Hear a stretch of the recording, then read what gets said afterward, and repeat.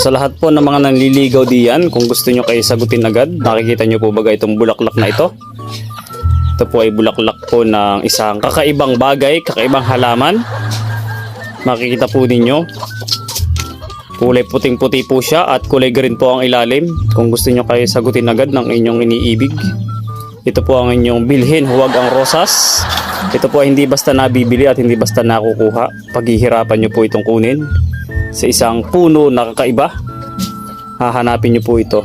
Ito po ang hanapin po ninyo itong bulaklak na ito. Aywan ko lang kung hindi pa kayo sagutin. Tingnan nyo po. Mas malantik pa sa pilik mata ng inyong nililigawan. Tingnan nyo naman. Yun o. Nag-uuto po ako sa yun o. Malas malantik. Grabe yung kilay o. Ito ang bulaklak ng mapungay. Ayan. Bulaklak po ito ng mapungay. Ayan o guys o. Bulaklak ng mapungay.